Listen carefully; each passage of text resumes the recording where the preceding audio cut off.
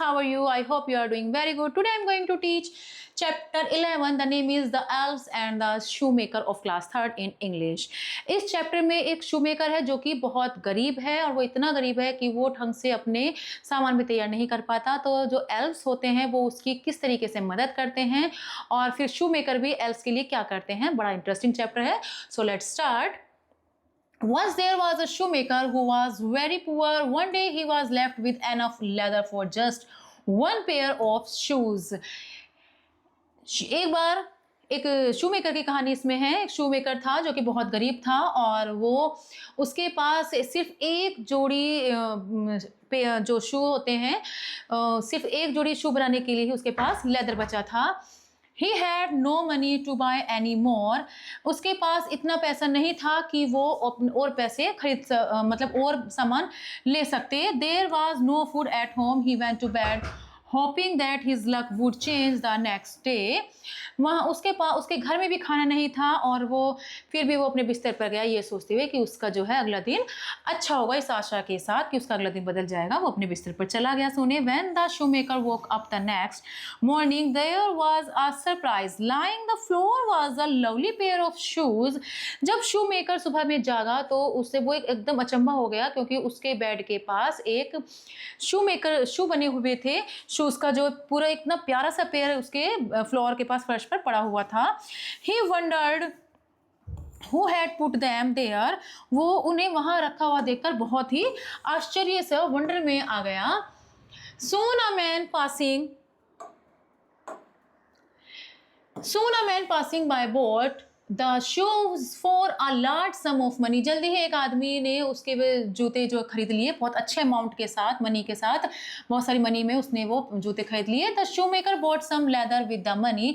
फिर जब शूमेकर के पास बहुत सारे पैसे आ गए तो वो अपने और लेदर के लिए खरीद कर उसको पैसे मिल गए तो वो अपना और लेदर लेकर आया।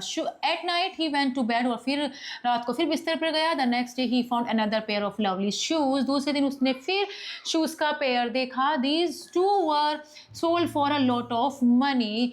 ये भी बहुत सारे पैसों में उसके बेच लिए गए। That night the shoemaker hid behind the door to see who kept those lovely shoes. उस रात अब एक रात शूमेकर ने सोचा कि कौन है ऐसा जो कि मेरे पास ये इतने प्यारे से शूमेकर बनाकर रख देता है। तो उसने ऐसा सोचते हुए दरवाजे के पीछे वो छिप गया। He saw two little elves come in through the windows. ऐसा सोचते हुए उसने विंडो के पीछे से जब वो खड़ा हुआ था अपने दरवाजे के पीछे तो उसने क्या देखा, विंडो से छोटे छोटे एल्व्स विंडो से होते हुए उसके घर के अंदर एंट्री कर रहे थे। Soon they were singing happily and stitching shoes. जल्दी से उन्होंने गाना गाते हुए सुंदर से शूज स्टिच करने शुरू कर दिए। Their clothes were torn and they had no shoes. जो एल्व्स थे, एल्व्स मीन्स होता है छोटे साइज के, जो छोटी हाइट के जो होते हैं उन्हें बोने बोलते हैं, इंग्लिश में एल्व्स बोलते हैं। उनके जो एल्व्स थे उनके क्लॉथ्स और शूज उनके पास नहीं थे, क्लॉथ्स फटे हुए थे और शूज थे ही नहीं। The shoemaker wanted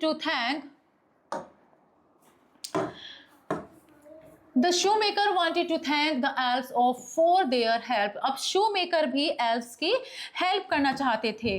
किस तरीके से? The next day he went to the market and bought clothes and shoes for them. अगले दिन वो बाजार में गए और वहां पर उन्होंने कपड़े और शूज उसके लिए खरीदे। That night when the elves arrived, they were happy to see the lovely gifts.